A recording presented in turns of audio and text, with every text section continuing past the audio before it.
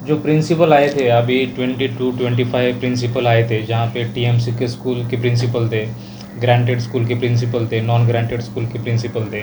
सबको हमें इसलिए बुलाया गया था कि हमारा जो अभी का एसआर का प्रोग्राम चल रहा है, जिसको स्पेशल इंटेंसिव रिवीजन बोलते हैं, ये प्रोग्राम ऐसा है कि अभी जो हमारा चल रहा है स्पेशल इंटेंसिव, जो ये फॉर्म भरना, कलेक्शन, डिस्ट्रीब्यूशन एंड डिजिटाइजेशन, तीनों चीज़ हमारी अभी एक साथ ही हो रही है। तो इसके लिए हमें मैसिव मैन फोर्स की ज़रूरत है, हमें मैन पावर लगने वाला है, जिसको ह्यूमन रिसोर्स बोलते हैं। और वो उसके लिए हमने ABLO का ऑर्डर, जो granted TMC and non granted school, उनके ऑर्डर निकाले थे।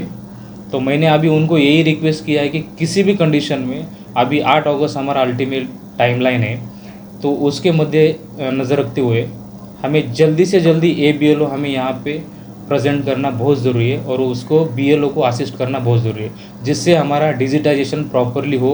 अभी हमारा डिजिटाइजेशन मुमरा का 40% तक गया है, जो पूर्ण 18 हमारे कॉन्स्टिट्यूंसी है ठाणे ज़िले में, तो उसमें हम 4th रैंक पे अभी है।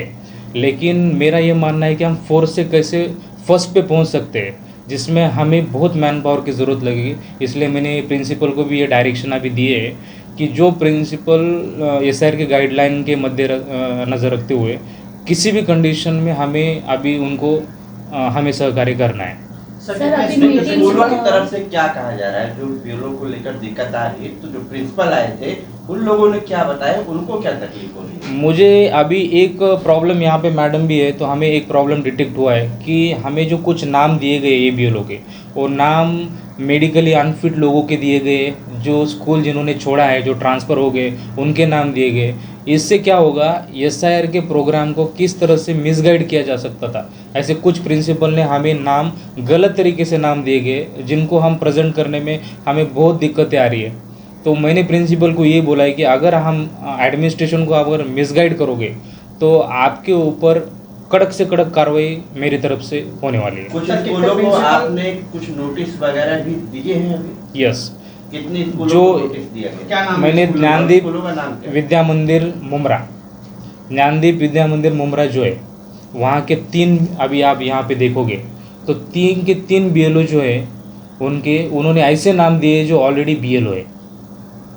तो ये क्लियरली हमें मिसगाइड किया जा रहा है इस स्कूल की तरफ से, क्योंकि जो BLO ऑलरेडी रह चुके हैं उनके नाम हमें क्यों दे रहे हो आप? हमें ऐसे नाम दे दो जो BLO, जो BLO नहीं है तो वो ही असिस्ट कर पाएंगे। तो ये हमें मिसगाइड किया जा रहा है।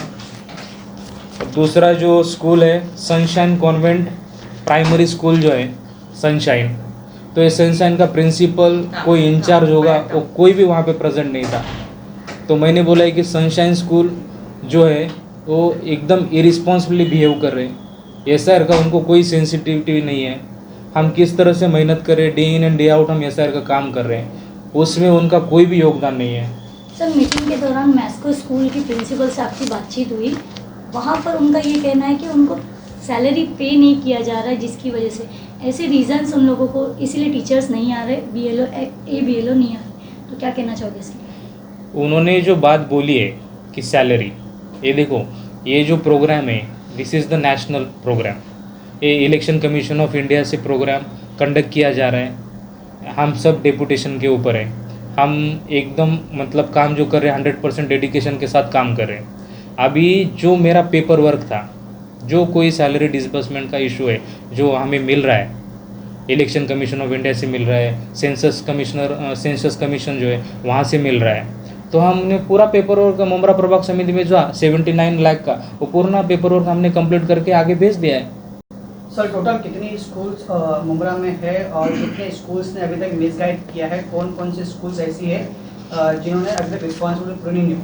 ये देखो, हमारी जो बात हो गई वो रेडिएंट स्कूल से हमारा थोड़ी उनसे बात हो गई है, तो उन्होंने वो इशू उठाया कि हमें सैलरी नहीं मिल रही, वो नहीं मिल रही। ये देखो, अगर आपको सैलरी, आपको प्रॉपर ऑलरेडी सैलरी है और जो आपको इंस्टॉलमेंट मिलने वाला है वो भी 100% मिलेगा, लेकिन वो रीज़न नहीं हो सकता है कि आप वोटर को हेल्प ना करो। वोटर को हमें पार्टिसिपेट करके उनको इंक्लूड कर लेना बहुत ज़रूरी है। वो डेमोक्रेसी का पार्ट एंड पार्सल है। अगर वो डेमोक्रेसी को एंजॉय करना चाहते हैं, उनको हेल्दी डेमोक्रेसी का मीनिंग यही है कि वोटर लिस्ट में होना बहुत ज़रूरी है, तभी तो एक्सरसाइज कर पाएंगे। तो सर मीटिंग में ऐसी भी बात हुई कि बीएलओ फोन नहीं उठा रहे, तो आपने कहा कि आपके पास आइए। अब कई आरोप आप पे भी लग रहे कि आप भी फोन नहीं उठाते हो और आप मिलते भी नहीं हो, तो उस पर क्या बताओगे? एक व्यक्ति है जो मंत्रालय तक आपकी शिकायत किया है, लगभग 50 से 60 कॉल उसने आपको किया है और आपके कॉल नहीं उठाने पर वो मंत्रालय तक का कंप्लेंट किया। यस, उन्होंने जो कंप्लेंट मेरी की है तो उस दिन वो मुझे मिले थे और मिलने के बाद बोले कि आप मिलते ही नहीं हो। तो ऐसा कैसे हो सकता है, आप मिल के मुझे बोल रहे हो कि आप मिलते ही नहीं हो। ये तो सबसे गलत बात मुझे लगा उस दिन कि उन्होंने मुझे मिला और बोल रहे कि आप मिलते नहीं हो। और मैंने उनको क्या किया, एक कॉल नहीं उठाना, नहीं, एक चीज़ याद रखो। और उनको मैंने ये भी बोला है कि पोलाइटली बोला है कि आपको कुछ काम होंगे तो मेरे पास लेके आओ। तो उन्होंने बोला है कि मैं कल लेके आऊँगा। तो मिलने के बाद वो मुझे मिले और उसके बाद भी वो बोल रहे कि मैं कल, मेरे पास अभी डॉक्यूमेंट नहीं। मैंने बोला आप मुमरा में रहते हो तो जो डॉक्यूमेंट्स है, जो आपकी कंप्लेंट है, मैं उसको सॉल्व कर दूंगा, आप मेरे पास वो कंप्लेंट लेके आओ। लेकिन वो कंप्लेंट लेके नहीं आएंगे। उन्होंने बोला कि मैं कल लेके आऊँगा। तो इसका मतलब वो भी मुझे मिलने के लिए इंटरेस्टेड नहीं है, ऐसा लगा। बोला मैं छोड़ ही नहीं रहा है, तो वो आपको प्रोटेक्ट कर रही है। आप उनके लिए माँ बाप सब बने बैठे हुए हैं, लेकिन वो आपकी क्या लग रही है? यहाँ पे क्या है, इंसानियत जो है हमें दिखानी है शहर में कि हमने कितने हम वोटर के प्रति सेंसिटिव है। राइट टू एजुकेशन में 8th स्टैंडर्ड तक पास करने के लिए बोला गया है और वो है ना, हम उनको क्वालिटी पढ़ाएंगे, क्वांटिटी नहीं पढ़ाएंगे। हमें टाइम कम मिला चलेगा, हम क्वांटिटी नहीं देंगे बच्चों को, बाद में क्वालिटी पढ़ाएंगे।